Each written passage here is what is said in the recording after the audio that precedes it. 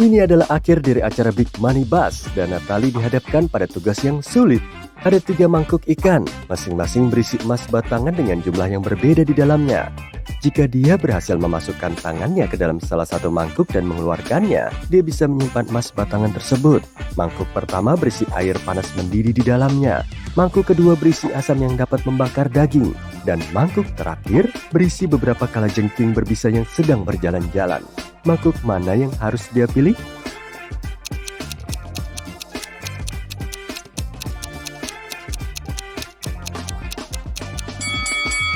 Natalie hanya perlu menunggu hingga air menjadi dingin dan mengambil batangan emas dari mangkuk pertama. Bob ditutup matanya dan dimasukkan ke dalam sebuah mobil van yang bergoyang-goyang. Ketika dia terbangun, dia sendirian di sebuah ruangan kosong yang gelap. Tidak ada seorang pun di sana, tetapi ada 3 amplop di lantai. Sebuah post-it di atas amplop-amplop itu bertuliskan, setiap amplop berisi kapsul merah dan 2 pernyataan. Di salah satu amplop, kedua pernyataan itu salah. Di amplop lainnya, kedua pernyataan itu benar. Kamu harus memilih kapsul yang benar untuk keluar dari sini dalam keadaan hidup. Dia membuka amplop pertama, melihat sebuah kapsul dan pesan-pesannya. 1. Jangan minum kapsul ini. 2. Minum kapsul dari amplop kedua. Pada amplop kedua, catatan itu berbunyi 1. Jangan minum kapsul dari amplop pertama. 2. Minum kapsul dari amplop ketiga. Dan amplop terakhir bertuliskan 1. Jangan minum kapsul ini. 2. Minum kapsul dari amplop pertama. Jadi, kapsul mana yang harus diminum, Bob?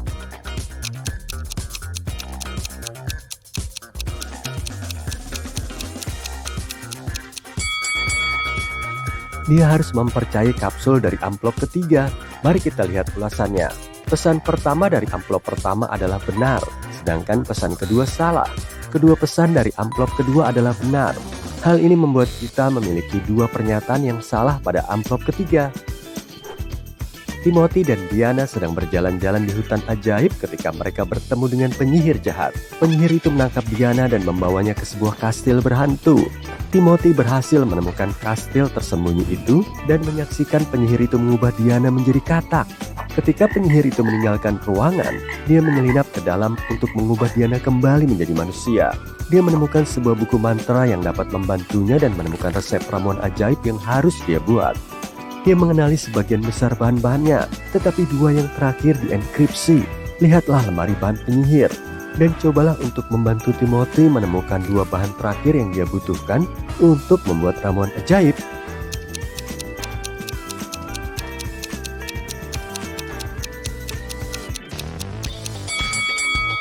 Kamu mendapatkannya, itulah yang dia butuhkan.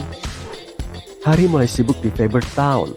Kantor polisi mendapat telepon yang mengatakan bahwa seorang vampir menyamar sebagai guru di sekolah dasar Middle Moon. Polisi pergi ke sana untuk memeriksa dan menemukan 3 orang yang mungkin menjadi tersangka. Amati mereka dan lihat apakah kamu bisa menebak siapa vampir itu.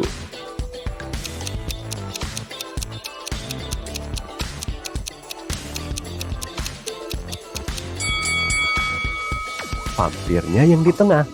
Dia mengenakan kacamata hitam di dalam kantin dan meminum minuman berwarna merah yang sangat mencurigakan. Astaga! Eric baru saja pulang dari keluar malam. Ketika dia sampai di pintu gerbang apartemennya, dia mendengar suara tangisan seseorang. Dia melihat sekelilingnya tetapi tidak ada orang di sana. Saat itulah dia menyadari sesuatu yang membuatnya takut dan berteriak, "Hantu! Hantu! Tolong aku!" Lihatlah gambarnya. Dapatkah kamu mengidentifikasi apa yang dilihat Eric yang membuatnya sangat takut?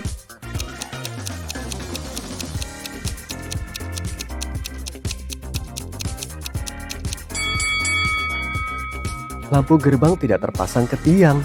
Lampu ini mengambang di udara dan entah bagaimana masih bersinar terang. Ini tidak benar. Kemudian Eric menelepon sahabatnya yang kebetulan juga seorang pemburu hantu terkenal. Temannya Ray tiba dan arloji hantunya segera berbunyi. Hal itu menuntun mereka ke kolam renang gedung. Di kolam renang, mereka melihat seorang gadis sedang berenang. Eric berteriak, "Hei, kenapa kamu berenang di kolam renang larut malam begini? Sini, biar ku bantu kamu keluar." Tapi Ray menghentikannya dengan berkata, "Jangan lakukan itu." Mengapa Ray melakukannya?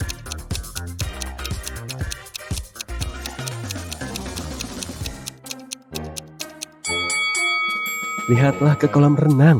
Gadis itu sedang berenang, tapi tidak ada gerakan di dalam air. Dia pasti hantu. Di sisi lain kota, Bobby juga berburu hantu. Dia memanggil temannya Susan untuk mengunjungi hotel tua yang menyeramkan di kota itu dan menangkap beberapa hantu. Ketika mereka tiba, mereka menemukan tanda-tanda aktivitas hantu yang jelas. Sepertinya hantu itu memiliki selera humor dan ingin bermain petak umpet dengan mereka. Hantu itu membawa Bobby dan Susan ke sebuah ruangan dengan 4 pintu. Setiap pintu memiliki tulisan yang berisi inskripsi di mana hantu itu bersembunyi. Tanda di pintu A bertuliskan, ia berada di belakang B atau C. Tanda di belakang pintu B bertuliskan, ia berada di belakang A atau D. Pintu C mengatakan, ia ada di sini.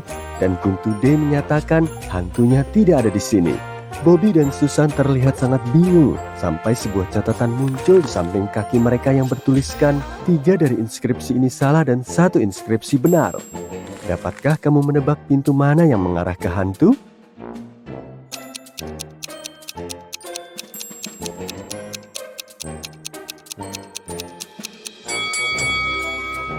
Mari kita lihat bagaimana cara kerjanya. Jika hantu berada di balik pintu A, maka B dan D adalah benar. Tetapi jika berada di balik pintu B, maka A dan D akan menjadi benar. Jika hantu itu berada di balik pintu C, maka A, C, dan D semua benar. Tetapi jika hantu itu berada di balik pintu D, maka pernyataan di semua pintu lainnya salah, kecuali yang di pintu B. Ini sesuai dengan aturan. Jadi, hantu itu ada di balik pintu D. Untuk masuk ke pesta Halloween terbaik di kota, Becky harus memecahkan teka-teki yang sulit. Ada 2 buah jam pasir di depannya. 1 jam pasir berukuran 7 menit, dan yang lainnya berukuran 4 menit. Dia harus menghitung waktu 9 menit dengan menggunakan kedua jam pasir tersebut. Bagaimana dia bisa melakukannya?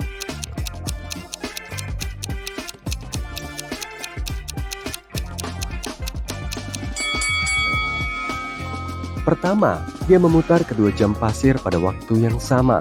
Pada saat gelas 4 menit selesai, masih ada 3 menit tersisa di gelas satunya. Dia membalik gelas 4 menit lagi. Pada saat gelas 7 menit kosong, masih ada 1 menit tersisa di gelas satunya. Dan pada saat gelas 4 menit kosong lagi, ada 1 menit pasir di bagian bawah dari penunjuk waktu 7 menit. Dia membaliknya lagi, sehingga ada pasir sekitar 1 menit di bagian atas gelas. Dan ketika penghitung waktu 7 menit akhirnya kosong lagi, total waktu yang telah berlalu adalah 9 menit. Itu membutuhkan kerja keras. Jessica sedang dalam perjalanan ke padang pasir ketika dia terpisah dari kelompoknya. Dia menyadari badai pasir sedang menghampirinya. Dia memiliki 3 pilihan yang bisa dilakukan. Dia bisa mencoba melarikan diri dari badai pasir. Dia bisa bersembunyi di balik batu besar, atau dia bisa bersembunyi di dasar sungai yang kering di padang pasir. Manakah yang menjadi pilihan terbaik bagi Jessica?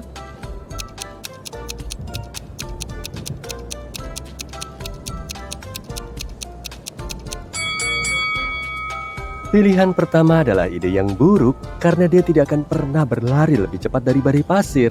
Dasar sungai juga bukan ide yang bagus karena terlalu rendah dan pasir dari badai dapat memenuhi seluruh lubang dalam waktu singkat. Pilihan terbaiknya adalah bersembunyi di balik batu besar.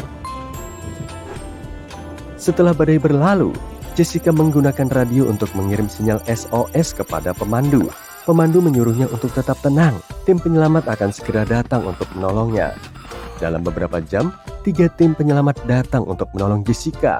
Dia merasa curiga dan bertanya kepada semua tim siapa yang mengirim mereka. Tim pertama mengatakan bahwa mereka mendengar berita di radio bahwa seorang wanita tersesat di padang pasir dan segera datang untuk menolongnya. Tim kedua mengatakan bahwa hotel tempat wanita tersebut menginap menelepon polisi untuk meminta bantuan. Tim terakhir mengatakan mereka menerima panggilan radio yang mengatakan bahwa seorang wanita dalam kesulitan dan segera datang untuk membantu. Tim penyelamat mana yang harus dia percayai?